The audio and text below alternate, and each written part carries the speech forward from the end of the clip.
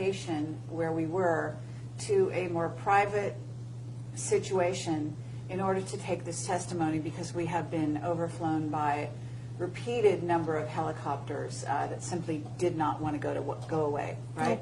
They were there long before the interview. Okay, but they made themselves very, very prominent during the interview, I have to say. So, and we will have kept that on this tape, and I plan to use that part. Okay, but I'm used to the attention. I'm sorry? I'm used to the attention. Oh, all right, fine. Well, I'm not quite used to that degree of attention, let's put it that way. For me, this was something of an unusual situation. But at this moment, what I'd like to do is just maybe summarize what we've talked about before, because in case we do have any issues, having helicopters fly over is fine. It's a problem, of course, but if they're shooting an electronic pulse at the camera simultaneously, then the footage that we've already shot could have been affected. Mm-hmm. And what we have talked about has been excellent so far. What I'd like to do is recap it, okay, sort of in as short amount of time as you can. Mm-hmm. And what we're covering here is, you know, the team that you were part of, mm-hmm, the part of the service, the special training, and the capability of the Tomahawk. Okay. Basically, my military career was such that I was in the United States Navy from June of 1991 until June of 2001. In that time, I served in a special unit called SEAL Team 9. We were trained primarily to use us as an asset to control and handle Tomahawk missiles, cruise missiles, that were used inside the Persian Gulf region in the Middle East throughout the time frame of 1992 to 2000, to my knowledge. And those missiles were used in a capacity similar to what people would understand how drones are used today, both as intelligence gathering, but obviously the end game with Tomahawk missiles was to blow something up at the end of the flight. So that's what we would do over a secure link. We would get the equipment ready, wait for the Tomahawk missile to come inbound, sync up with the missile, and then control it through its terminal phase of flight. And then after detonation, we would do bomb damage assessment and then get out of the area quiet as ghosts. Tomahawk cruise missiles are usually sea-launched. So from that point on, you're in 1995 and you're still being called out. When you're not doing these assignments, these once-a-month assignments, mm-hmm, you are on the ship doing other jobs? Yeah. We were perfectly capable of fixing regular radar weapons equipment and weapons platforms. I worked on one very specifically called Close-In Weapon System. I also worked with the Harpoon weapon system, the 5-inch gun weapon system, and the Aegis weapon system. So on an early Berg-class destroyer, I was qualified to take care of a lot of equipment, which came in handy. Okay, and so you were, and I guess, did you enlist? Yes. Okay, so this was a choice. Yes, there was no draft at that point. Everybody that was in the military was there of their free choosing. Okay, and I know this is slightly a digression, but you chose the military. Why? I come from a military family. My uncle was a command master chief in the Navy and retired after 30 years. I believe he made it up as high as somewhere between the 3rd and the 5th highest ranking enlisted person in the Navy while he was there. And when I was very young, I got to ride on the USS Missouri when it was recommissioned. And I was pretty addicted after that. Okay. That being a ship? Yes, it was one of the 8 battleships that were recommissioned shortly before the first Gulf War. Okay. And did you have other members of the family that were also in the military, or just your uncle? My brother was in the military, the U.S. Navy at the same time I was, and a cousin, my uncle's son, was in the Navy also at the same time that I was. But not your father?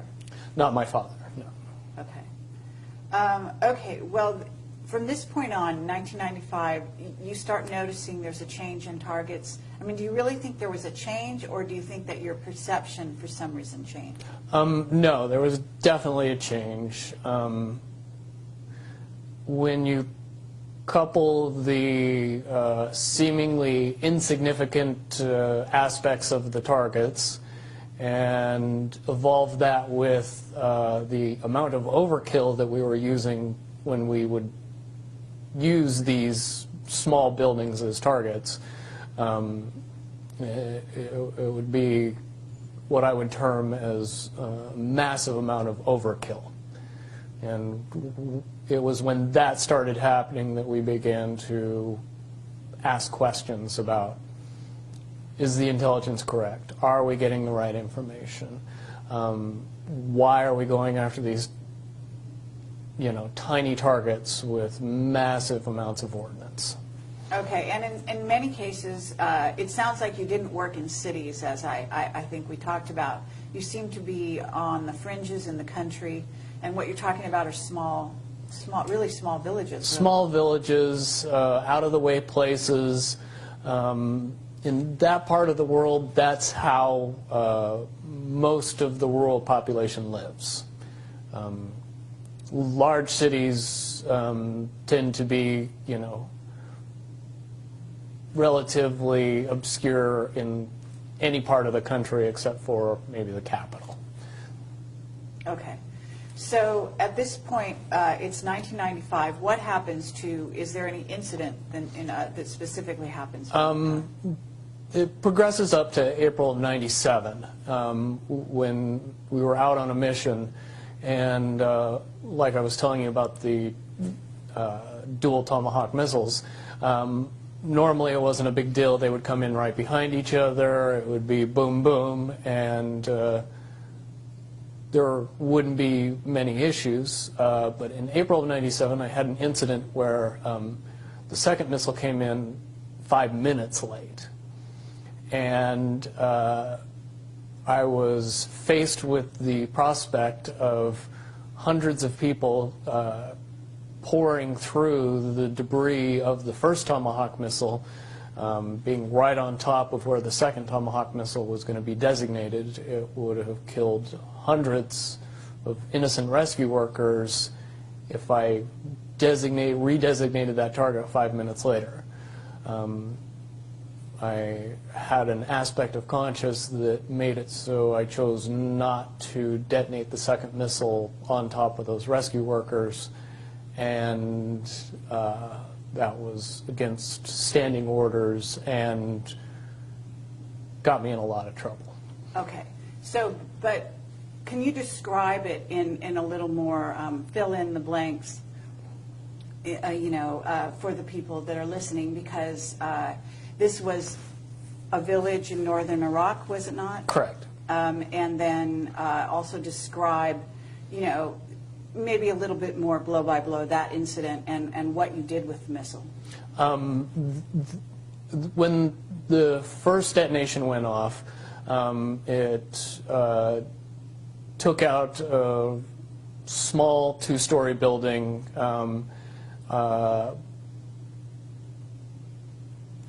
That was kind of set off away from most of the other area.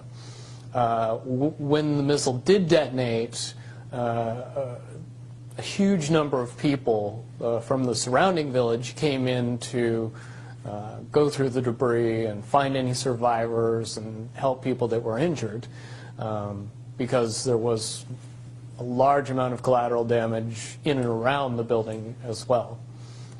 Smaller buildings, homes were knocked over or torn to bits, and there was a lot of injured people.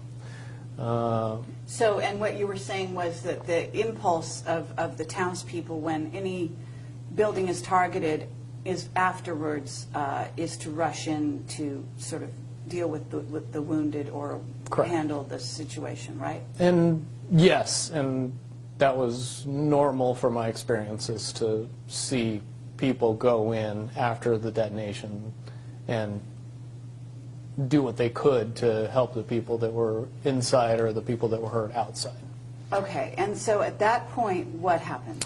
At that point, I made the decision not to detonate the Tomahawk on its designated target, and I flew it safely off into a mountain and detonated it there, where it didn't hurt anybody. Okay, and what people need to understand is that you were completely in charge of the controls at that point, right? Yes. So it wasn't the other two people that you're working with that necessarily agreed with that decision. This was your own decision? This was my own decision, and there was nothing that the other two people could have done to make it happen, because there was just no time in between when they realized something was up and then the missile was destroyed instantly after that. Okay. Certainly they realized afterwards what I'd done, that it wasn't going to go good when we got home. All right, and at this point you were in northern Iraq? Yes. And how far away from the place of detonation, so to speak, were you? That time we were probably 2 miles away. Uh-huh. But you had line of sight, as you call Yes. it. We always tried to get up as high as possible and extend line of sight as far as we could. Didn't need to get close, so we tried not to. Okay, and as far as that goes, what do you use for line of sight, just out of curiosity? Were you using some specialized equipment in order to see the target area? The box, as we called it, would use a narrowband microwave frequency that was encrypted to sync up with the missile when it came into line of sight. The reason we would use that type of communication is because it was hard to interrupt or jam. Okay, but so your visual was good. Is that what you're saying? Well, we would have visual of the target, but I would also have visual of the target via the camera in the Tomahawk. So I see. I could So you fly were it via the actually- camera. Oh, really? So Yeah. you actually were riding, in a sense, riding along with the missile when it went to its target? No. Wow.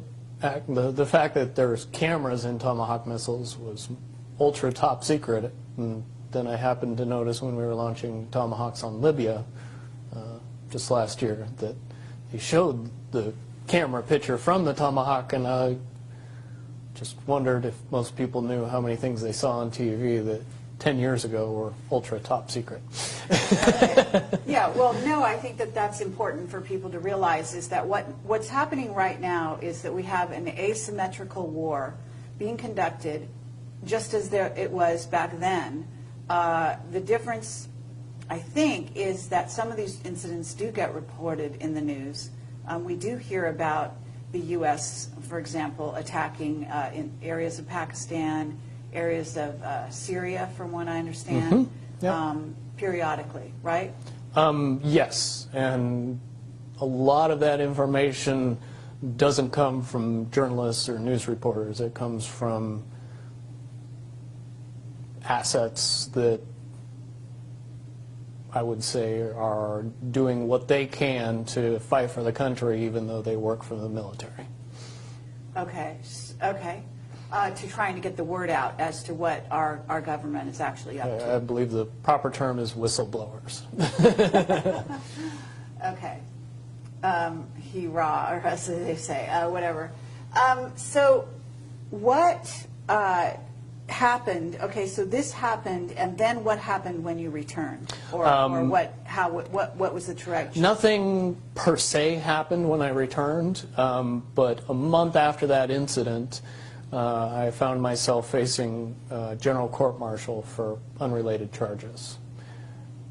Okay, so you literally went back to base and there was no repercussions? No one said, what did you do with the other missile? Why did you fly it off target? None of that happened? During debrief, I mean, there was some very upset people, and why did you do, and many conversations with many different people about saying exactly what I said to the person before them, but I was adamant that it was a mission gone bad and I wasn't going to kill a whole bunch of rescue workers, and I thought it was left at that. So you continued to be called on assignments after that, right? You and your team. I didn't go on another mission before I was facing court-martial, no. And what was the period of time between those two things? It was a month or less. Oh, so you immediately were, it's pretty much, I mean, 1 month of downtime, and then you were called into court-martial. Mm-hmm. Okay, and that was for what? That was for what they said was child rape, which it definitely was not true. Okay, so basically you're based on a boat, ship, from 1992 until this time, which was 97? Yes, I was based on a ship, but realized we weren't always on the ship and we weren't always in the Persian Gulf. Okay. So was this on leave, an incident that happened when you were on leave? This was an incident that happened 2 years earlier when we were back in home port in San Diego. Okay, and just to summarize that quickly, the situation was what? The situation, what actually happened was I found myself in a situation where I was having consensual sex with a 16-year-old girl when I was 25 years old. Not what they characterized it in my court-martial as. Okay, so she was 16, but you thought, but even that was underage, or I don't even know what the laws are. Well, the laws in California at the time were that 16 and 17-year-olds could consent. That law has since changed. Now it's a misdemeanor for 16 and 17-year-olds to have sex with people over the age of 18, which is why I didn't get charged in the civilian community. I was charged via court-martial. Okay. So they went back 2 years prior and charged you, and did you know why? Like, I mean, you basically put two and two together and figured that they were targeting you somehow. Can you describe what the rationale is on the part of the military and how you explained how they kind of have something on each person? Well, the rationale is obvious. If the military has something that they can use against you, which in my particular case was obvious, they can not only use the situation but blow it completely out of proportion. And in the military justice system, there is no real recourse to being able to prove yourself innocent of charges. More typically, you're found guilty long before you ever make it into your court-martial. You don't have the right of a jury of your peers. Your jury consists of military personnel that are senior to you in rank and that have an overwhelming desire to protect their career over what they decide in your court-martial. So, in other words, they're sort of conditioned to find you guilty regardless, because that works in their favor. Absolutely, because if you go into a room being told by somebody that's in authority over you, that a person is guilty, it's nearly impossible to be an impartial juror at that point. I think Bradley Manning could tell us all about that. Okay, yeah, no, that's pertinent, actually. Okay, so at this point, you've actually, gone against orders. They decided they want to pull you back into rank, or whatever you call that, rank and file. So Yeah. what did happen then?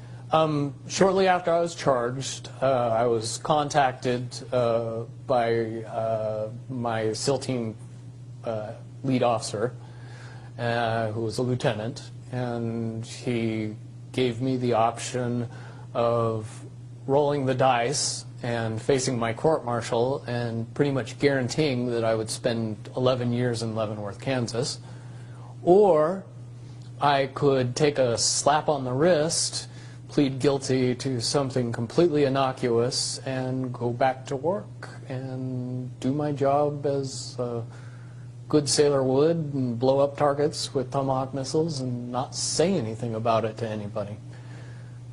That's what I chose to do. And you also suggested that they sort of had something on the other members of your team as well? I believe they had something on every member of our team, because we all had at least one skeleton that we all knew about. So it was definitely something that would make it so they could pick and choose and destroy the life and career of any member of our team and easily get away with it. Okay, if for some reason one of them decided not to follow orders or be insubordinate in some Correct. fashion. Or something similar to what I did. All right, so when you did what you did you have the sympathy, assuming that everyone found out about it, did you have the sympathy not only of the people, the two on your team, but other team members, or was there, were they not sympathetic? Yes and no. Really, the only two people that had all the information were the two people that were on my team. We were fairly well compartmentalized from each other. The other members of the other two teams got the military's version of the story long before they ever heard mine. So when you're given the military version and the guy you know's version, it's very conflicting, and I'm sure most people saw it for exactly what it was, but at the same time didn't want to believe anything but the military version, because they don't want to think about the reality if my version was the true version. Okay, because what your version, in essence, said was that not only was 2 Tomahawk missiles overkill to begin with, but that on top of it, these were soft targets, and that targets in and of themselves were suspicious, right? Correct. And basically hammering me let everybody else know in the group that all of the complaining and all of the trying to, bring out the reality of what was happening was not appreciated, and it didn't matter. It made every member of the team feel like they ultimately had a gun to their head, and free will wasn't an option. Just do your job, don't think. So what happened at this point? You accepted the deal, and then what happened? I accepted the deal. I pled guilty to a charge of unlawful carnal knowledge of a minor, I swear. Very Van Halen, but... Okay. And went back to work under the guise that I was in jail. Everybody that I was related to or that was involved in the court-martial was told that I pled guilty and went to jail. What actually happened was I pled guilty, got on an airplane, and proceeded to spend the next 3 years in the Persian Gulf doing my job. Okay. Interesting. So you're saying the civilian world, is that what you're talking about? Yes. The civilian world heard you you were charged with this and pled guilty. Mm-hmm. Okay. So then you went back to work, and you were basically and so then at that point, what happened? I mean, you continue to target soft targets. At that point, it was fairly obvious that we were the team that would get the hardest targets. Not militarily hard, but the hardest to blow up. Meaning the softest The targets? softest targets, the one that were most obviously not military assets, not worth the amount of explosives that we were using. At that point, the targets became plainly obvious that it was a terrorist-based mission, and the reasons that we used the missiles and the explosives and where we targeted was to scare people and not to blow things up. Okay, but you did blow things up. Yeah, but it was not, the destruction wasn't the main mission. The main mission was to scare the people that survived and Okay. get them talking. And Was it to turn them? I guess I'm kind of. It's interesting because at that point they have like a captive audience, so to speak, in you guys, such that they can do whatever they want with you, and you can't complain, you can't object, because you're sort of under a certain level of coercion to be quiet, right, and do your job, Correct. regardless of what they ask you to do. So they can really sort of run you all over the countries, doing whatever they want. But how does this sort of state-sponsored terrorism, as it were, facilitate an agenda? Do you know, like, how it links up? I can see it more properly in hindsight now, but it's very easy to understand. What we were doing was creating the problem.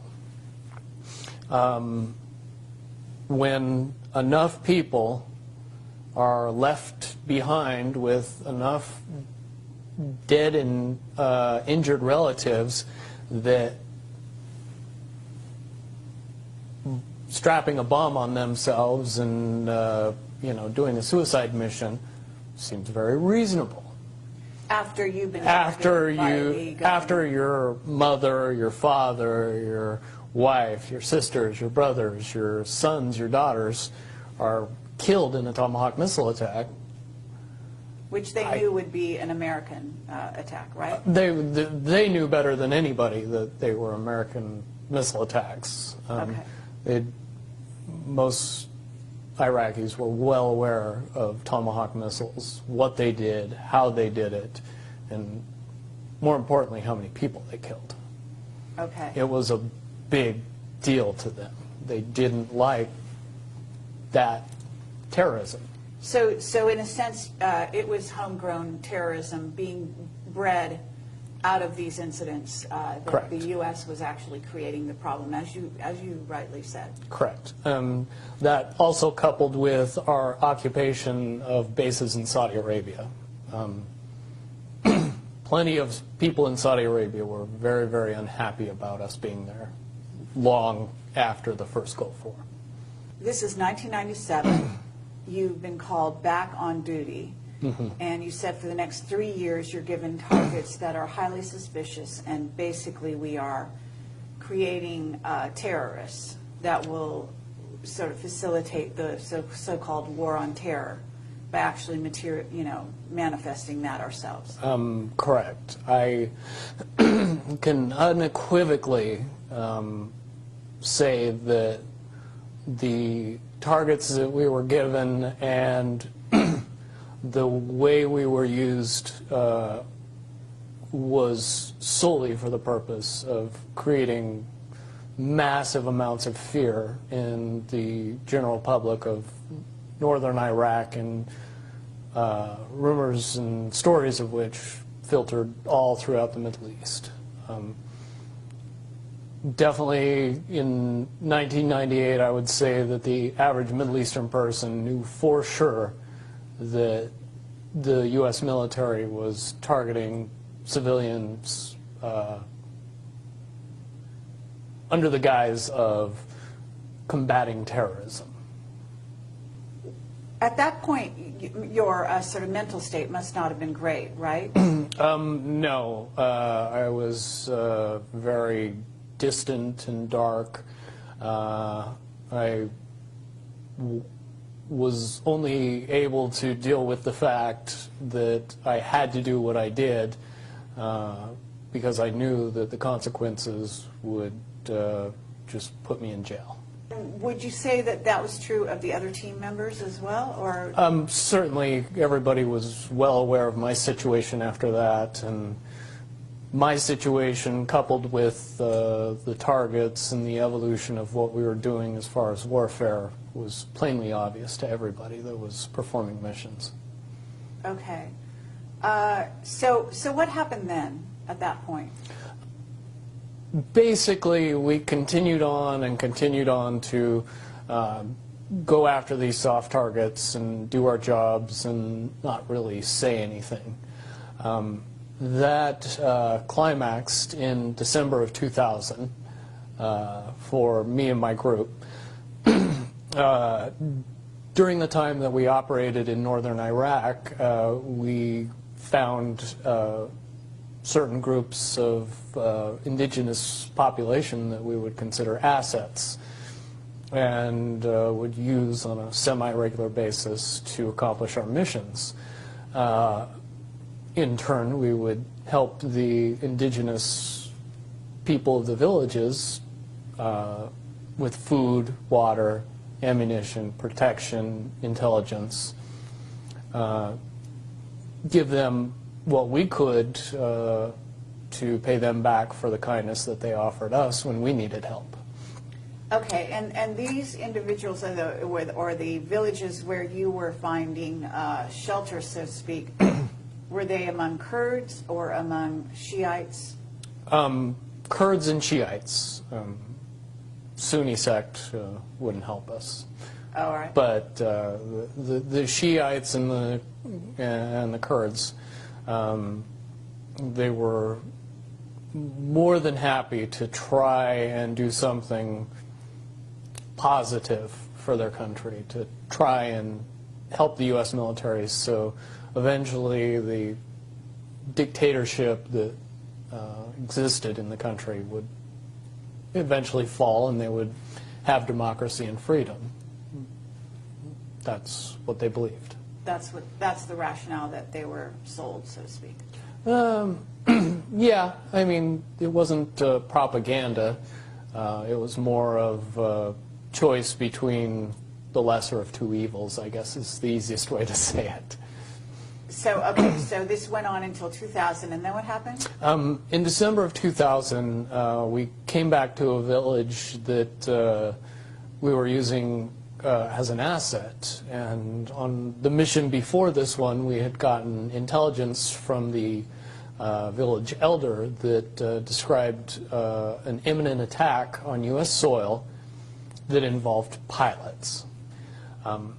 Did not understand what the information meant, but we took it back to base and reported it, and didn't think much of it. Later, very soon after that, we went on another mission, came back to the village, and discovered that the village was destroyed in a Tomahawk missile attack. At that point, we were psychologically broken as to how we were being used and the obviousness of that village being destroyed. There was no military significance whatsoever in destroying the village. There was probably 30, 35 people, and no permanent structures other than 3.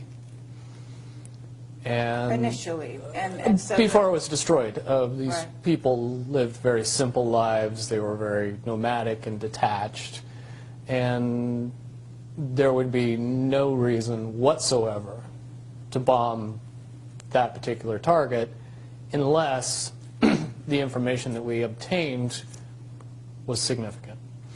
But you didn't bomb them. No, it was another one. It was another team that knew of the village, but when they destroyed the village, they didn't know who they were bombing. They were told lies. Okay, so and this is, in theory, one of the teams of the 9? It was one of the other teams in SEAL Team 9, and I know which team it was. When we got back home from the mission, and I actually got into a violent altercation with the person on that team that does the job that I do for my team. And it sent shockwaves through the 9s. It really fractured things and tore us apart. In my estimation, it was probably either the end of the end or the beginning of the end of the SEAL Team 9 program and its mission. Certainly at that time, we were seeing the evolution of drones come online, and more often we were being assigned drones as assets, so we were aware of them and their capabilities on missions. And shortly after that, drones became weapons-based platforms, and they started using the much more humane Hellfire missile to accomplish the goals that we were accomplishing with Tomahawk missile attacks. When you say much more humane, are you joking? Tongue-in-cheek, Hellfire missile has a 25-pound warhead. Tomahawk missile has 250-pound warhead. Yes, a drone can minimize collateral damage. However, we are where we are today, and we know that there's lots of collateral damage with drone-based missile attacks. Okay. Yeah, I didn't even realize that drones were military, equipped to, I thought they were simply surveillance. Most people don't. Not one of those well-advertised things that our media keeps us up on. Right. Okay, so at this point you basically had what you call an altercation with the individual who bombed this group of people who had been giving you guys shelter, who in a sense, it was almost like, I don't know if it's like a shelter or a home base for you guys, this small village, right?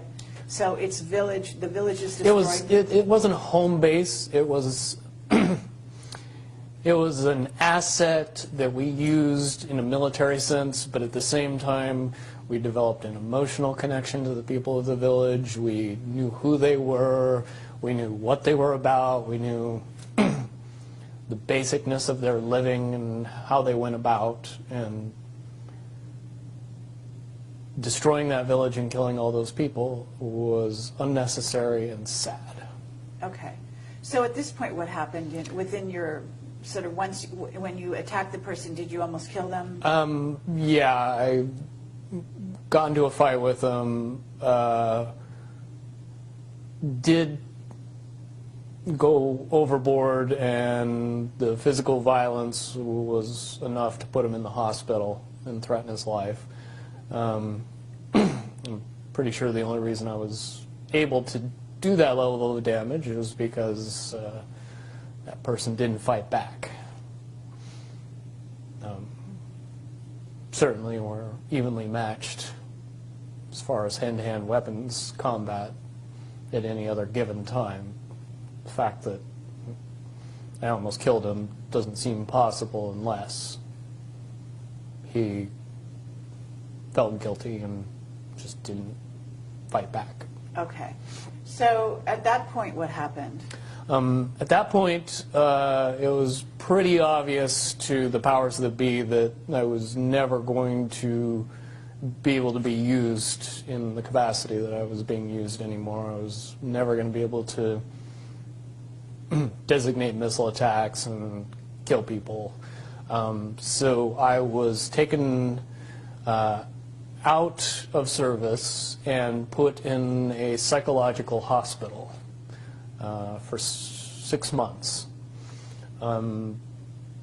I spent most of my time in a drug-induced haze/coma, experiencing wild hallucinations, paranoia, and treatment programs that focused my mind solely on fear and distorted reality and believing in a bunch of things that were only manifesting themselves because of the drugs, the hallucinogens, the psychotropics. So they were basically messing with you at that point through, would you call it mind control techniques? I would more correctly characterize it as mind destruction or Okay. psychological destruction, stripping me from all reality as far as, up and down, left, right. Perception became something that was very fluid and could be influenced very easily. Okay. So, and this went on for 6 months, did you say? 6 months. Towards the end of the 6 months, the drugs stopped. I came out of my cloud, I guess is the best way to put it, and was told that I was being released from the military, and that everything was going to be fine, and that they just made the decision that I my 10-year mark, which was when I was supposed to get out of the military. I was pretty happy about that, especially after the 6 months of what I would easily classify as torture. I would have done anything to get out of that. I understand. Would you say, though, that, and you alluded to this off camera, the coincidence is a bit sort of mind-bending, if you will, that you actually got out on your supposed planned release date, Correct. had none of these other altercations, et cetera, happened along the way? According to my court-martial, I should have spent 11 years in prison. According to paperwork that I have, I spent exactly 3 years and 1 month in prison and got out at exactly the time I would have gotten out if I would have otherwise been discharged. So the two questions I would ask is, do we normally let people out 8 years early, and do we normally pay them while they're in prison? I don't think those would be easy questions for anybody to answer inside the military right now. And I've proven that since I've gotten out. There's so many avenues we could go down, and I did ask you to watch the video of Duncan O'Finian, which you weren't familiar with prior to our No, interview. didn't know he even existed prior to you mentioning it. So. Okay, and do you want to say your reaction to seeing that? My reaction would be mostly based on my perspective and what I know. And in a word, the things that I heard and the information that he gave were eerily similar to many, many aspects of my training. It was quite spooky, the things that he went through and the things that I went through, how strangely they coincided. And I understand completely why you would bring it up, because they are, for all intents and purposes, parallel paths that we both experienced on some level. At this point, you got out of the military. What happened then? I got out in June of '01. I went back home to Salt Lake City, Utah, and got a construction job, and was going to be completely content putting all of my military past behind me and moving on with my life. On September 11th, however, that thought process got majorly interrupted when the Twin Towers were attacked, the Pentagon and another flight was hijacked.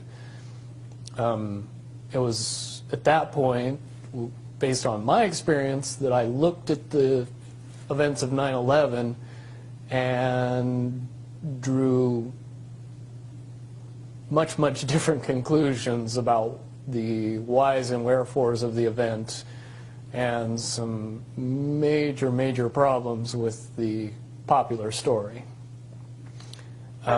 based on what happened. Certainly if you're the guy that for 8 years drove planes into buildings, you might see the correlation between somebody coming back and doing it to us. But when you're saying drove planes into, you're actually referring to the Tomahawk missile as a kind of a plane? Tomahawk missile flies like an airplane. It acts like an airplane. It can be controlled with normal airplane controls. It has wings, it has tail fins, it has a rudder, it has a jet engine. It sounds like a jet. It would be hard, based on the fact that they fly very low to the ground and they fly very fast, to get a good look at it enough to be able to tell it from a typical airline plane to a Tomahawk missile. Certainly all anybody would get is a glimpse. Okay, and basically you also talked about the, because they said there was a missile that hit the Pentagon, that it wasn't a plane, and you actually have some very good evidence, in a sense, to substantiate that that was much more likely to be a Tomahawk missile. Correct. The best information out there, in my opinion, is a documentary called Loose Change. It tells out all the information in much, much greater detail than I can express it. But the one important thing that I noticed was the turn that the airliner supposedly made before it actually hit the Pentagon. That turn would be almost impossible to make with a 757. If you want to fire up your flight simulator and buy all the controls that airplanes have and try to do it on a flight simulator, I think you would find that you crash the plane every time. However, that turn was something that I had seen many, many, many times when I used that turn to overfly a target, come around and hit it again after I'd marked on top and verified that that indeed was the actual target with the inboard camera in the missile. Also, where an airliner's wings are particularly susceptible to damage, and knocking over 5 light poles would be an issue when you were trying to control the aircraft at low and slow, like they were. Tomahawk missiles' wings are reinforced and aren't filled with fuel, and very, very hardened surfaces that make it so if the missile's ever attacked, it would still fly into its target. Certainly it could knock over 5 light poles and not even blink before it hit the Pentagon. The other eerie part about the whole situation is that it hit the Pentagon at the one area of the Pentagon that had just received a reinforcement or an upgrade that made it the most reinforced part of the building. The part of the building that would be damaged least by an attack. Couple that with the fact that there wasn't any jet fuel blowing it up, and that the wingspan of an airplane driving into that building doesn't match a 757. You model a Tomahawk missile and its flight path and payload and wingspan and all the other technicalities of it, and I think you would find that the estimated damage of what that attack would cause to the Pentagon at that particular area would fit very nicely with the actual damage that happened to the Pentagon in that particular area. And the fact that they had evacuated, or at least that a lot of people were not there, and that, didn't you also allude to the fact that it appeared that there was evidence that Cheney had been waiting for the, in the documentary, Loose Change, it does have some pretty damning evidence that the Vice President was well aware of the attack. Then again, you could look at the reaction of President Bush at the time that he was notified and realized, assume that somebody knew something ahead of time. Well, his reaction would be stereotypical of that, in my mind. What you also alluded to was the idea that you weren't the only one who, or your group, your SEAL team, weren't the only ones that had received advance warning of 9/11 during the time prior to that. Is that right? No, I would say most government agencies received some notification or some warning of the attack ahead of time. Certainly there's more than enough actual evidence out there today that's as easy as getting on YouTube and doing a search to find.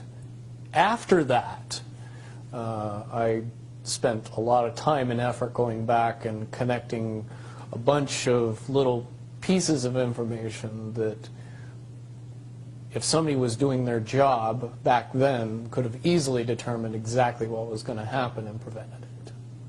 Okay, meaning you went back and looked at intelligence that had come in over the years, or? Not over the years, but over the weeks and months prior to 9/11. Okay. So at that point, you're in a situation where you have actually been sort of, as you call, flying these planes into buildings using Tomahawk missiles. 9/11 happens. You suddenly, in a sense, that's like a wake-up call, I would imagine. Oh, it was a huge wake-up call, because now I knew what the incident involving pilots was all about. And if I knew about it, who else knew? Who else should have known? Lots and lots of questions came into my mind very quickly. And also watching the demolition of Building 1, 2, and 7, based on the fact that I've seen a lot of buildings blown up. And I've seen a lot of buildings demolitioned on purpose. Most Americans haven't seen a lot of buildings blown up. They've just seen a lot of buildings demolition on purpose, and really can't separate the two. When they see a building being demolished and hear it's being blown up, they mesh those two together and just assume that that's what they saw. If you know anything about the physics of explosives and actually blowing buildings up, very rarely, no matter how much ordnance you use on it, does it fall down completely, even tiny buildings. But what I saw on that day was buildings falling down as if they had no structural support anywhere throughout the building. In other words, a demolition. The only way that can happen is if all of the support throughout the building is removed specifically on time and on purpose. Certainly if Tower 1 and 2 fell down the way from the destruction that they said that it fell down from, the top of the building would fall down, and then it would slow down because it was meeting the resistance of the structure below it. That never occurred. It fell straight through the building all the way to the ground with very little in the way to stop it. Again, any demolitions expert could tell you beyond a shadow of a doubt that that's absolutely impossible. You couple that with the information that when the Twin Towers were built, that they were built to withstand a 707 attack, and they were engineered specifically for that possibility. And you know the 707 and the 757 aren't that far apart in dimensions, fuel payload, fuel to weight ratio, actual weight, pretty much all the same thing.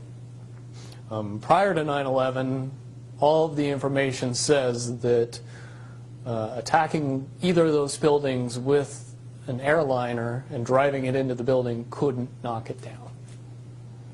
Okay. And certainly it wouldn't knock down the building next to it. Okay. So at this point, you know, because this is not really, I mean, 9/11 plays in, but this story goes on beyond that. So at this point, what happens in your life? What goes on? At the time of 9/11, I had just gotten out of 3 months removed from the worst nightmare I could ever imagine in my life. I was not anxious to go back to that. So I kept my head down and I didn't say anything, and I wasn't about to tell people what I knew. Things had to evolve more and more out of control, and eventually they did, to the point where, you know, I was hearing that Iraq possessed weapons of mass destruction, which I knew couldn't be possible, based on the fact that we had blown everything up that could even be remotely classified as a weapon of mass destruction. The country was not capable of sustaining a weapons of mass destruction program based on the amount of devastation that we had been pouring on it for the past decade. And so I knew something was up after that. The enactment of the Patriot Act further solidified my problem-solution beliefs on what happened with 9/11. Ergo, we created a problem and then were given the solution. We never really questioned that solution. Never were really told that, yeah, but they attacked us because we had been attacking them for the past decade. Okay, well, the understanding, though, is that they actually didn't attack us, that this was an inside job on top of all of that. So certainly, if a Tomahawk missile hit the Pentagon, I do have some questions about what happened to the airliner that was supposed to have hit the Pentagon, and also the one that crashed in Pennsylvania. right, supposedly. Doesn't look to me like the crater of a full-size airliner. Looks something more akin to what it would look like if I popped a cruise missile over, did an Emblem turn, and drove it straight into the ground. Okay. If you know those little wing marks that everybody sees in the middle of that bomb crater, don't have any charring around them. And if those were the wing marks of an airliner, those wings would have been full of fuel, they would have had engines on them, and they definitely would have burnt. I think it's pretty obvious when you look at the TV footage of the wreckage around those two sites. The wreckage was mangled, bent, but not burned. At this point, you've had a wake-up call, and what happens in your life, because you also talked about a certain degree of surveillance, that you didn't just walk away from the military. At some point, you were under the purview of the DIA, is that correct? Yeah. Everybody that possesses a level of clearance above top secret is watched and monitored long after they lose access to that level of clearance. Certainly a secret is still a secret, even if you don't let the person that knows the secrets know any more secrets. So no matter what they did, I possessed a huge amount of information that the population in large needed to be kept secret from. So yes, you get used to a regular amount of surveillance, a regular amount of interference, regular communications with some mysterious people that come up to you and just start talking that you've never met before, but they seem to know everything about you. And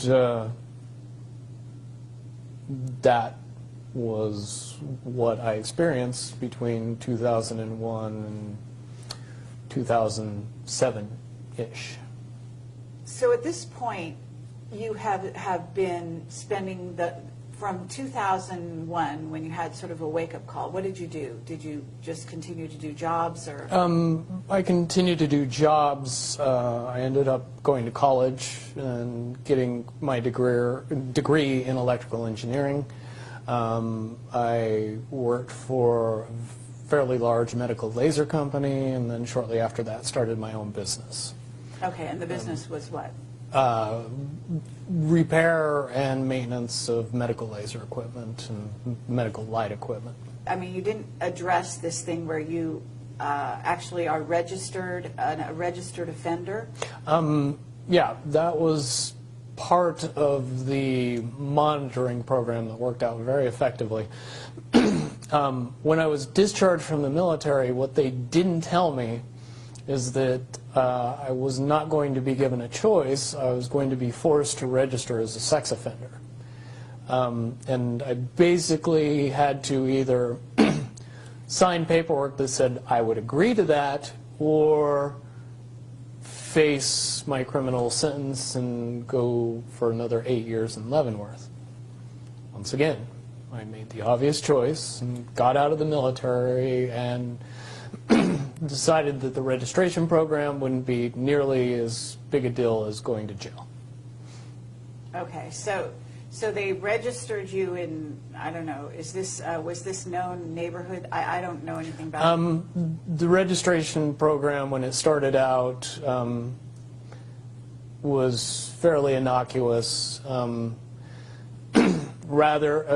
The worst part of it was having your picture splashed online with a bunch of other people who probably had more inclination to going after children than I did. Over time, the buildup of what I was seeing and what I was experiencing and what I knew from my previous military experience in what I had learned since getting out of the military, it began to build and build and build and build until it eventually got to the point where even I couldn't take it anymore. And at that point, I began, looking up information on the internet, doing research, information gathering, kind of quote-unquote building my case. Shortly after I began doing that, I was contacted by a group of people that were also doing the exact same thing and were much more aware of who I was and what my experience in the military was on a top secret level. I was very surprised by that. But I learned very quickly that there's people out there with a huge amount of information that are fighting for the good guys. Okay, so in essence, you were contacted by a group of what we call white hats. White hats, I call them oath keepers, but essentially they're the patriots that our government would classify as terrorists. Okay. But they are ex-military by and large, and some of them are still in the military. I would assume a large number are still in the military or the government, in the FBI, Secret Service, CIA, any alphabet agency. There's got to be a percentage of people that are seeing the day-to-day and going, this is wrong, we got to do something. So they contacted you? Yes, and over the course of a few months, I was vetted, and if you don't know the meaning of the word, that is cute term for saying how much you could be trusted and how much you would lie, and what you didn't want to talk about. When you figure out that the people on the other side of the vetting process already know all that, and they're just trying to figure you out and see if all that's true, if you respond exactly the way that you are portrayed in their minds, it's very encouraging. And, you know, they knew my deepest, darkest secrets, and they knew even more than that. And when I came out with the information I did, I kind of graduated and got a trusted role in a very compartmentalized world. Okay. But at the same time, there was some kind of incident, wasn't there, with the DIA, in which you started to refuse to be dealt with the way they wanted you to be dealt with? Right. Shortly after I decided that I was going to do what it took to see my part of justice being brought into the limelight and into popular knowledge of the world, I also told the DIA handlers that visited me shortly after that incident that they could not bother talking to me anymore because I wasn't going to be handled by the government. And I was going to be a problem, and I was going to be a loose end. And I was going to be somebody that they had to worry about. Okay, and then what happened to your livelihood in terms of your business? Over the course of 2 years, my business was destroyed. My clients were all mysteriously notified of my sex offender status. Many of my neighbors were visited by the police and had information brought to light to scare them. Fortunately, didn't know that my next door neighbor was my best friend, and I helped him get the house, so that's how I know this all happened. But basically, it got to the point where I was being followed by the police, Las Vegas Metro Police Department, when I was living in Las Vegas at the time, being pulled over, ticketed, arrested, and more or less harassed, both me and my fiance, on an ongoing basis. It reached a climax in April of last year, when the final straw, where they set up a massive amount of traffic enforcement for no particular reason whatsoever that they can explain, and pulled me over that day on the way to a competition, a bodybuilding competition, that I was going to be going to with my fiance, and it was the only way that they would have any idea of where I would be and when I would be there. And so they used that to their advantage. Have had several incidents similar to that happen, but managed to slip through their little nets every time since then. I'm fairly confident that I will continue to do that until such time as I have the opportunity to make it so that can't be used against me as a weapon anymore, and this video should be a big part of that. So you're working with this group, and one of the reasons you came to me was actually because of this Defense Authorization Act. Yes. That sent shockwaves through the community that I'm involved in. Basically, that is the final straw of the complete erosion of constitutional rights. It literally has government giving itself permission to violate the rest of the Constitution. And that has a lot of people concerned. And a lot of people would like to see something done about that, and it's my opinion and their opinion that something could be done about that. Because, quite honestly, we are a false flag away from enacting all of that legislation that's just been created. Right. I would agree with you on that. One disaster away from lock up everybody who we say is a terrorist, and nobody will question who's a terrorist. Right.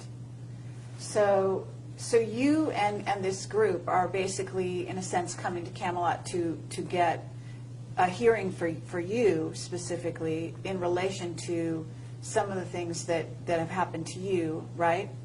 But at the same time to bring notice to the public that this Defense Authorization Act is going to be a huge, well, it is a violation of every constitutional right out there, but that it pushes the envelope to such a degree that it must be dealt with. And you're suggesting certain strides be taken, right? Yes. It's a very simple process if you understand how the problem-solution effect works. In order to create the problem, you can't have everybody know about it. You can't have everybody talking about it. You can't have everybody saying, well, yeah, now we're just waiting for the next false flag.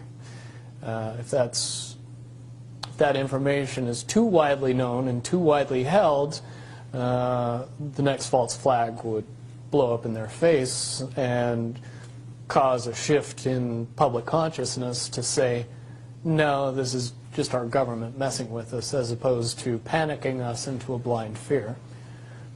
Right. So we'll then allow them to go to war in a full-fledged war, right, instead of this this sort of sporadic war that they're conducting, right? Correct. And the popular belief is there's a very, very easy way to prevent that from happening, and to get that information out to the public, it has been surmised that if we bring that to the level that it's at, if we address the issue directly via our constitutional rights and begin to notify the public in general that this is a problem and that it needs to be dealt with, and the way that's been proposed to me and to a lot of people is to create a petition that calls for the impeachment of every political person in Congress and the presidency that enacted this legislation as treasonous. Because it is treason to attempt to alter the Constitution through an unconstitutional means. If you create a law that circumvents the Constitution, you commit treason. Fair enough. We haven't actually talked about your special training. No. And why it is that you do have some parallels with Duncan O'Finian. And so having talked about the sort of Defense Authorization Act, at least on a very surface way, and explained that is your motivation, can we actually go down that road to where we talk about where you've been and some of the information you have? Because your I don't know if it's your clearance level that gave you that, the additional information about black projects and about certain aspects of, well, to name Area 51 specifically, possibly other places that you haven't told me about yet. Do you want to go, start down that road slightly? Sure. The level of secrecy and secret facilities and the capabilities of our nationally kept secrets would shatter most people's imagination of what is possible. Area 51, Los Alamos, Dulce, 100 other top secret bases where information is kept or hidden from the public in general, it would be very hard to accept that all of this information that is currently held secret and classified is actually real.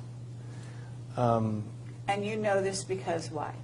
Because I've experienced things in the military that I've then told people about, and by and large, people that have never held a top secret clearance would call me either, at the mildest, a liar, the greatest accusation, crazy. Certainly my experience at Area 51 and PSY training and what I learned there and the abilities that evolved from that training session that we all seem to pick up on rather easily were most easily described to the layman as Jedi skills. It's very easy, if you know what I know, to see the correlation between what happens in the movie in the Jedi training and what happens in Area 51 and PSY training. Certainly we in the Nines all possessed a certain level of intuition and ability that would seem advanced to anyone who watched us use it. Can you elaborate on what you may have come across? Because if you're using these abilities, you're in Area 51, at what level did you go down to, or whatever? Are you aware of off-world craft? And I mean, you know what's out there in I'm not sure how much you know about Camelot, but I assume that you know the general amount of information on the internet. What can you substantiate having personal sort of knowledge of?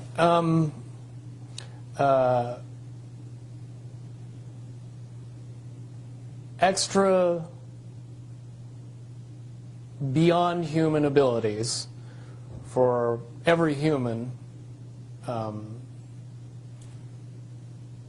not subject to popular belief, but we as human beings are far more capable of using many, many advanced skills beyond 5 senses. With a little bit of training and the knowledge that it was actually possible, most people could accurately predict the possibilities of the future, to know when other people were thinking about them, pick up on what is easy to describe as reading people, where you don't really need to use your 5 senses to be able to know what somebody else is thinking or feeling. A lot of that has to do simply with the belief that and the understanding that it's possible. That opens up a lot of doors. Finian talks about having been enhanced physically. Do you feel that you were enhanced physically? No. When I hear Duncan's story, the things that he experienced are very similar to what I experienced, based on the fact that you were never told that the actual belief in what you were doing was giving you the ability. You were giving something, a caveat, a carrot, an enhancement. They could jam a small piece of metal in your arm, and that's enough to get you believing that you have these abilities, and they turn on. But one really doesn't have anything to do with the other, per se. I have had a device implanted in me, and I later was of the understanding that that device did not do what I was told it was doing. It was not to provide enhancement, it was to provide monitoring. And But you're basically saying that it's the mental abilities that you, it's like placebo in a sense, as long as you believe it. it's the placebo it then effect, yes. gives you that ability to do superhuman type things. Right. And that's very important because if you teach people these things, you want to be able to turn those things off if you want to. You want to take those abilities away from people if you don't want them to have them anymore. So that's So if why you tell them the true nature of the abilities, then you can't take belief away anymore. You have to pull the piece of metal out of the arm that says you don't have the enhancement anymore. well, it's the Tin Man. Yes. And, being told that he doesn't have a heart, he needs to have a heart installed, when in fact, he had a heart all along. Exactly. Or maybe that's the lion, I forget who, but several. Lion of was the- courage. But yeah. Yeah, several of the beings in that story. So, okay, well, that's very valuable. So you basically were given that kind of thing. And I would say that, And let me interject. The 6 months where I was undergoing all the psychological treatment, I did go through a period of time where I believed all of my abilities to be gone or taken away. In '08, with some help, I was able to transcend the barrier that kept me from using those talents. And now I've been able to refine and enhance those abilities far beyond the levels that I had in the military, which comes in handy when cops chase your cell phone GPS. okay, absolutely. All right, so, but to get back to Area 51, and I understand that at this point you would be violating a security oath to talk about it, right? Let me put it in terms that it's easier for me to say and not have to go into the details of how I know, but just that I know. I'll present it to everybody very simply. What could be so important at Area 51 that would require the level of secrecy that is in existence around that facility?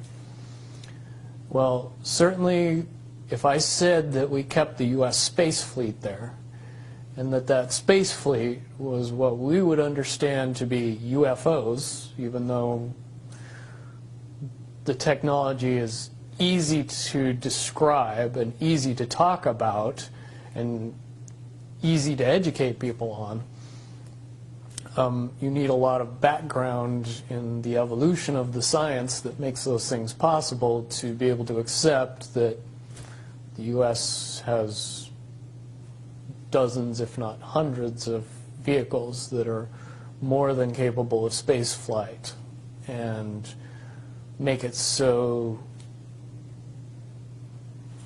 we would have a fleet of vehicles that would be seemingly extraterrestrial. And the reason that that has to be kept that way is because if you know that those vehicles exist, you start to question the technology that they're based on. And when you start to do that, then you start to question why we're still using petroleum products and solid rocket boosters and everything else, and things get quickly out of hand after that. So to keep those vehicles a secret is to keep everything else a secret, which is why you would need that level of security to prevent anybody from finding out about it.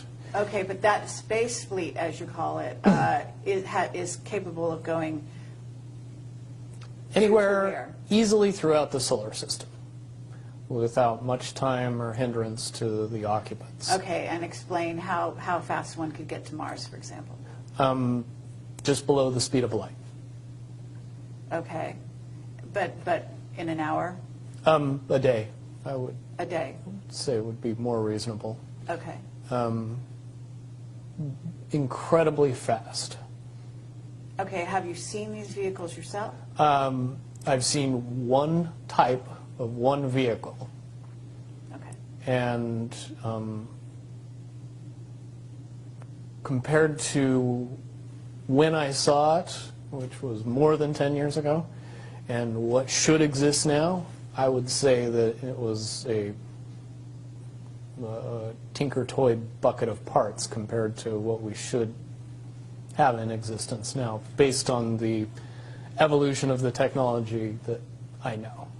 As far as off-world bases, I do not possess any personal knowledge. I do, however,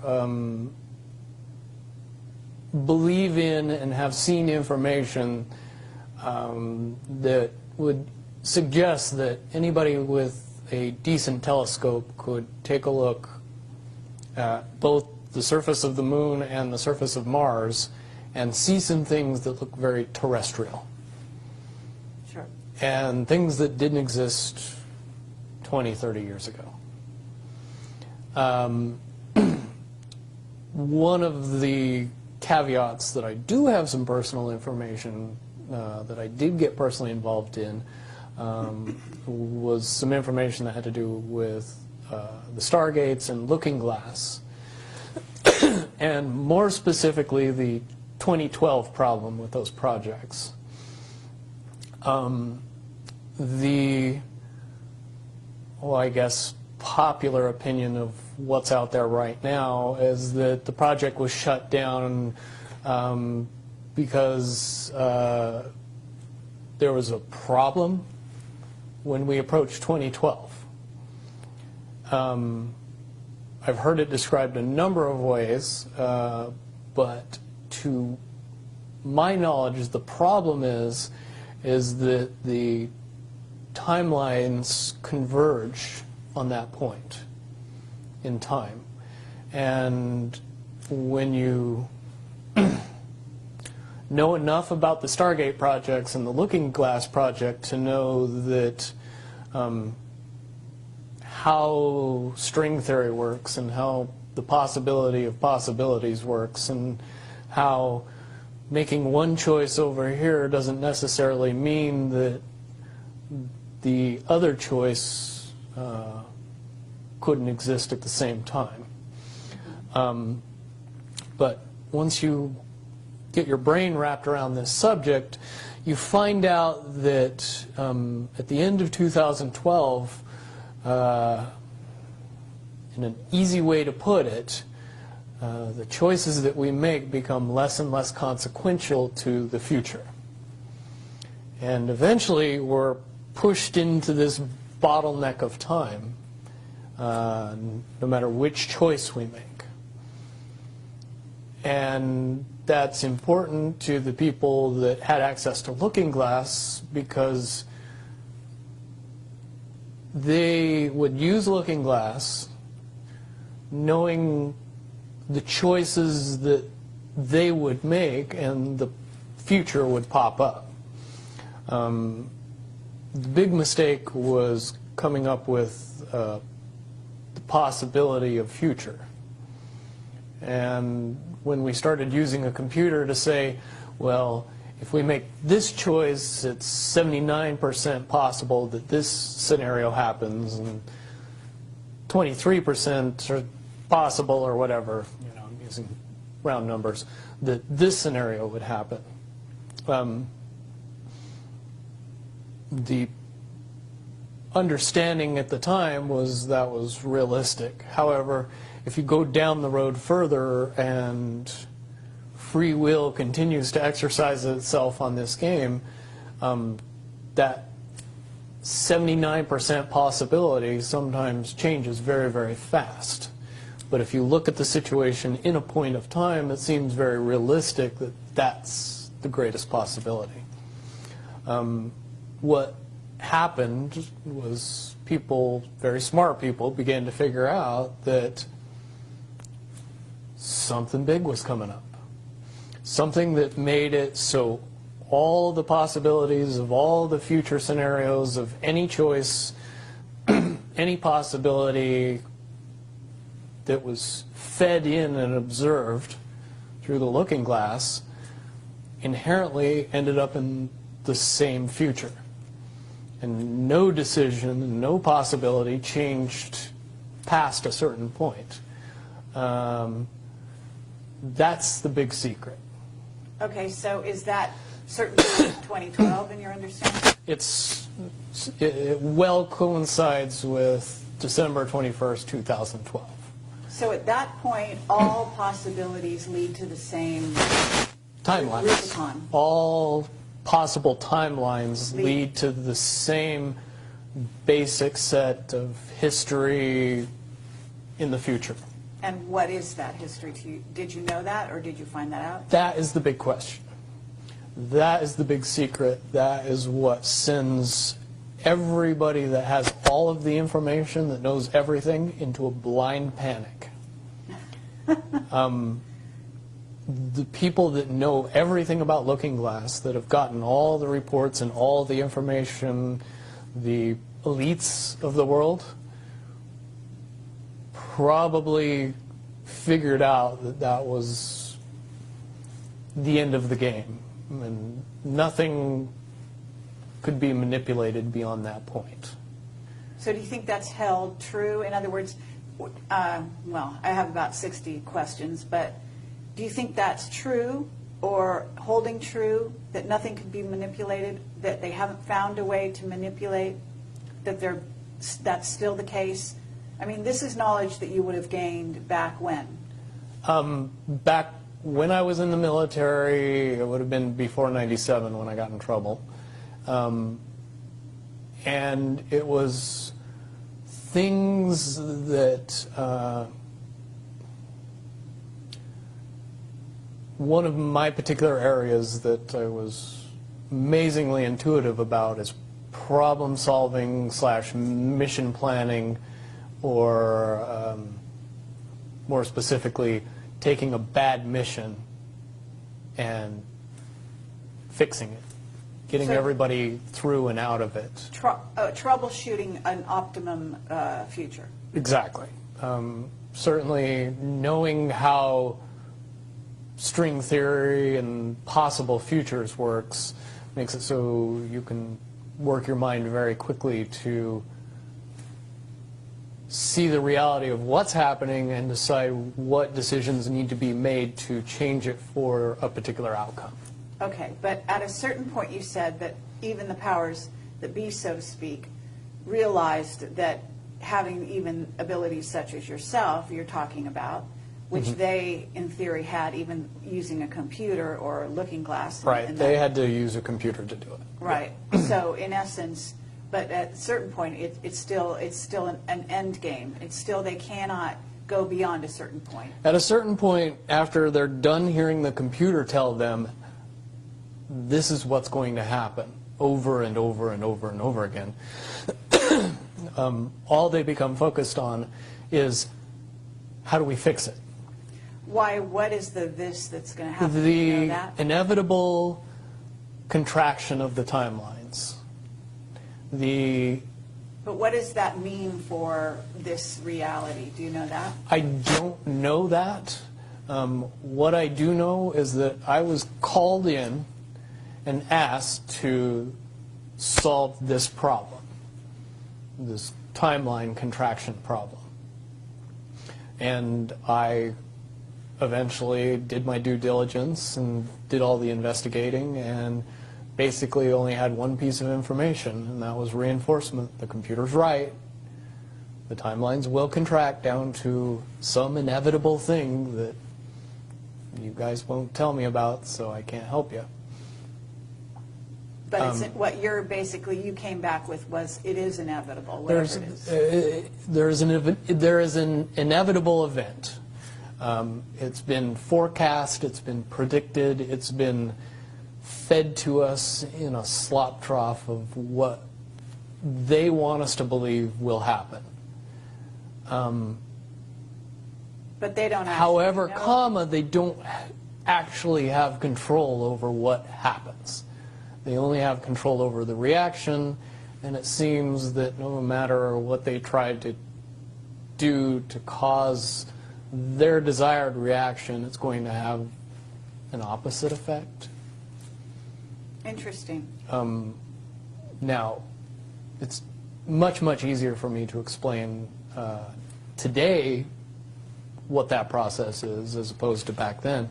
But if I had to give it a name, I would say it's the awakening process.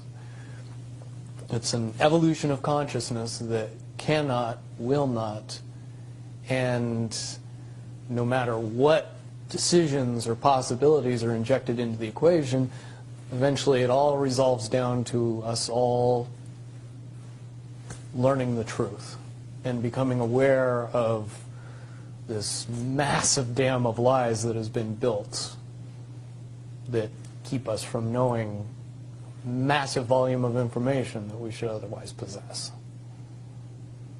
Okay, well, that's very, very monumental to be told that from a person in your perspective, who's had your background and your exposure. Is it your understanding that the notion that Looking Glass has been, you know, that there are various looking glasses around the globe supposedly, that according to Dan Burish were shut down. Is it your understanding they're actually not shut down? I believe that they're shut down because they are all saying the same thing, and So it's like they're maybe completely they're useless at this redundant, point. is what you're saying. Right. It's like the Wicked Witch, you know, looking into the, you know, magic mirror and always getting the same answer. Well, if you were always getting the exact opposite of the answer that you wanted, you'd stop talking to the mirror. And that's essentially what happened with Looking Glass, is no longer, not only did they not want people to use it anymore because they knew it was just going to burp out the same thing, but at the same time they didn't want anybody else to know what it was saying, I'm sure. Because, That they would lose control. because in that essence. information was of a monumental concern when I was in the military about how to prevent this inevitability. Now, at first I thought it was end of the world. Now I see end of the world as end of their world. Well said. Okay, but are you aware, do you know the difference between Looking Glass and the Yellow Cube? Yes. Okay, and are you aware of what happened to the Yellow Cube and how it was used and so on? Are you, I believe that the Yellow Cube still exists. I can't say for certain if it's on this planet, but I would say that it's definitely protected from use at this point. okay, well, that coincides with the testimony we got. Can you also verify that leaders of... But let me say one thing about the Yellow Book and its differences with Looking Glass. The Yellow Cube, or the Yellow Book, would give you your possible future. Yes. So it took basically the choices that you would inherently make along a timeline and tell you what that timeline would be, given that you made all the choices that your brain would make. Well, this is exactly what I was just going to ask you. What we were told is that leaders of governments and so on, people in high places, politically, would use this to try to see their most optimum future and then follow those. So they were using it to enhance their wealth, et cetera, Yeah. in a very egotistical way. And that was part of the problem with it. And that supposedly one of the specific things we were told had to do with Hillary. Are you aware of any of that? You mean the 2012 prediction for her? Well, will you tell me what you know? I don't have any first-hand knowledge of this. This is all back alley information. But one of the last predictions that was put out by the Yellow Cube was that, for all intents and purposes, and this is just my level of understanding, is that Hillary Clinton would be president in 2012. And when the yellow cube is involved, it leads me to question what I know about looking glass and string theory along with that. The first question that anybody that knew anything about the process would know is who was using the cube Right. when it made that prediction. If I knew that, then I could tell you why it would predict what it predicted. Wasn't there also an issue with, I'm not sure, but in using the yellow cube, yellow book, however you want to term it, that they actually had to use it through an intuitive who had a high vibration, had to be in the vicinity to, in a sense, be the go-between between the person who wanted to use the cube Right. and the cube itself, because normally they didn't have the vibration necessary. Correct. And that is a process that would prevent anomalies from popping out in predictions. But it wouldn't completely. No, and I'll tell you why. If it was used properly by somebody that knew how to use it and could eliminate their thought process from the machine's effective use, it would be very easy to get an exact, what future holds. Right. However, anybody that has that ability would inherently know that that information could not be given and would be protected. And that inherent notion would inject something into the yellow cube or the yellow book that would give an inaccurate statement. Just by the person that's using its intuition saying, if I tell the truth, it'll be bad. So the higher levels pick up on that and throw out a different scenario that Right. isn't the truth. It's in a sense the feedback loop gets dirtied somewhere along the line by exposure. And that's why those pieces of technology should have never been used by humanity in its current level of understanding.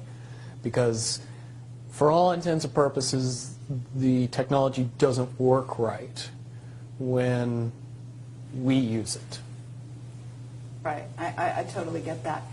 Okay, so to get back to Looking Glass and the possible futures that they do converge, and the notion of, is there anything else that you can tell us, that you would want to tell us about that and the rest of the laundry list of sort of information that you had direct to either for yourself or through someone that you had vetted?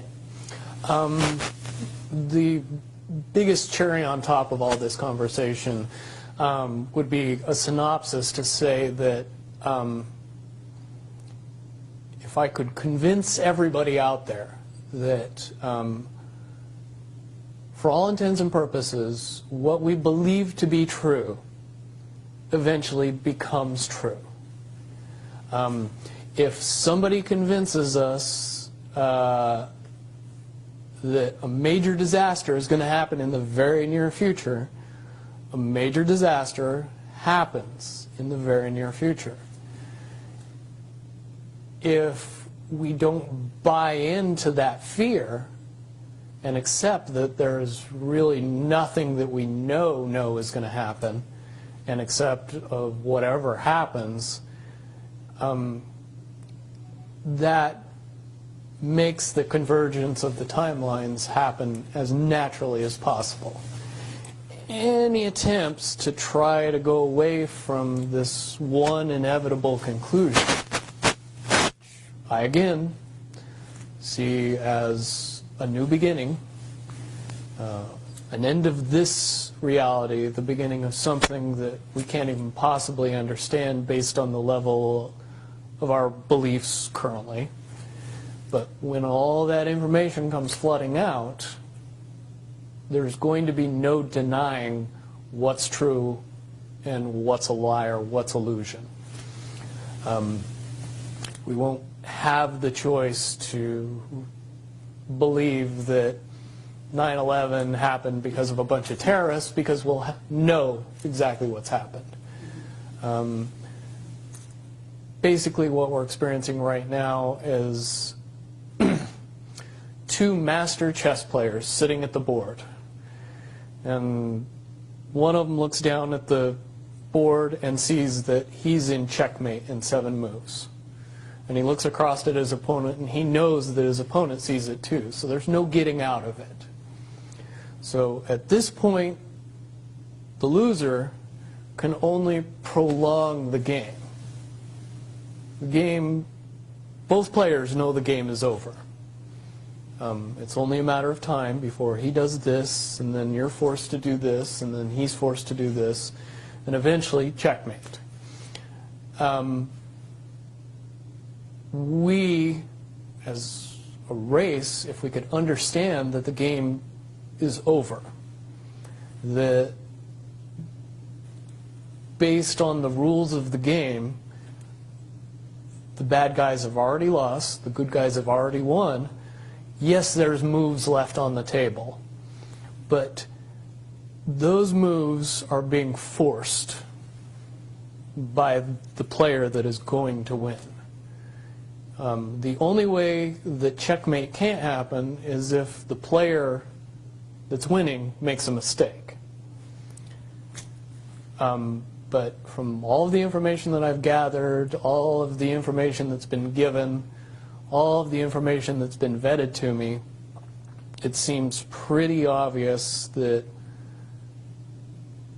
the good guy player on the side of the chessboard knows exactly what has to be done to win the game. And so at this point, any mistake would be all but impossible. But again, you really have to understand the game to know that the guy that's losing is lost. And I'm sure most people sitting watching a chess match between two advanced chess players know the game's over long after the two players know it's over, because they can't see the board and see that there's only 7 moves left. Okay, but when we come to this convergence, and again, you've seen, or the looking glass has seen, up to that point. Now, let me say why I believe that it comes down to one inevitability, is because I was entrusted in getting it down to 2 possibilities. And I've heard both of those possibilities talked about in massive proportions, the good and the bad. Okay, do you want to talk, so can you, in one sentence, say what the good was and the bad was, or are you able to do that? To most easily put it to people, I suppose. one scenario is what most people would understand to be ascension, or an evolution of consciousness that brings us out of the cocoon and turns us into a butterfly. Timeline 2 is some kind of major global catastrophe that drives most of us underground and leaves a few of us on top to fend for ourselves. Very well put. Okay, so I would imagine, and you can... But I would also like to point it out that they call Timeline 2 Timeline 2. It seemed very odd to me that even back then it was identified as not 1. And that Okay. one is the didn't ascension get one. talked about. Okay, but 1 is the one that involves what in essence would be ascension, or moving into, from the cocoon to the butterfly. Okay, but I believe, based on what you're telling me, that they would have used a lot of people like you that had a proclivity for being able to see the future you know, to be what is a sort of an advanced psychic remote viewer, whatever you want to call that, and Looking Glass, to posit these potential futures, to go up to that point and to view it, and that you're just one of many. Wouldn't you agree? I would agree. And back in 1991, when I began my little adventure in the military, I would say that it was pretty obvious that there wasn't very many of us. However, you go 20 years into the future and you find out that it's coming to the point where there's a lot of people that have that ability, that are inherently realizing that ability, and are able, through some unknown extraordinary means, to develop that ability inside themselves without any outside help or assistance. And it's quite obvious that as far as advanced intellectual abilities, as far as simple intelligence levels, and cognitive skills of the human race has increased exponentially in the past 20 years. And people that were 10 years old in 1991 are now 30 years old and fully awake and conscious of this burning inside that says, I am a lot more than what I see in the mirror. Absolutely. Okay. I do have a question in regard to what the military-industrial complex has been working on. Because with the knowledge that you say they have, assuming that they have this level of knowledge that you're talking about, right? In other words, of the timelines converging and the fact that there was going to be something. And I don't know if you saw the movie or the TV show Fast Forward. I mean, but there's been so many possible, scenarios in that regard. But one of the things that goes on is they are very busy building underground bases, supposedly underground cities. And so they seem to be hedging their bets for the negative timeline and putting their emphasis there. And would you say that that is because why would somebody want something negative to come true? Well, of course, the Illuminati have a program that they're working on in that regard. But basically, the sort of well-meaning military that just goes after contingencies, and is just working towards a future that they want to prevent or deal with when it comes. Can you explain why they have been hedging their bets to such a degree on the negative? It's very simple. They're insane. And beyond insane, they have literally deluded themselves into believing that they can somehow manage to get away with what they're trying to get away with. There is a distinct lack of reality in that thinking. Okay, what about the notion that CERN, for example, is engaged in trying to beat that game, as you call it? I would say, look at the problems CERN has had. The crazy little things that have kept that project from moving forward.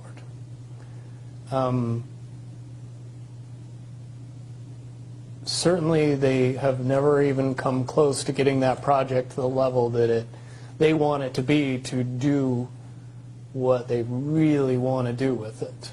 Okay, well, what about the notion that that's the party line, that they haven't been able to do so? But if you really think about it, that's what they would prefer people believe, so that they don't think that there's a threat. But when you listen to the interviews of the scientists that are working on the project, even they say that it seems like somebody or something from the future won't let them get that project done. And the craziest little things have caused massive damage to that project. And when you get the foremost thinker in string theory saying, yeah, I don't think we're going to do it because I don't think fate wants us to do it, that says something about a scientist. And Okay, so, well, thank you very much. I think that at this point we're going to have to close this down unless there's any other things that you think that we haven't covered or that we could possibly touch on that you want out there. No, I don't think we'd get any further tonight. Certainly, from what I know, the questions will come out, and be more than happy to do a live feed after that and answer any questions that anybody comes up with from this interview. Wonderful. All right. Well, thank you very much, Bill Wood, for your service to humanity. Well, hopefully I can get everybody else working towards that goal as well. Absolutely. Well, apparently, regardless of which way they work, the convergence will happen. Yeah, there's a certain element of pain that we can reduce by just not accepting that we don't have choices in the matter, and sitting back and waiting for the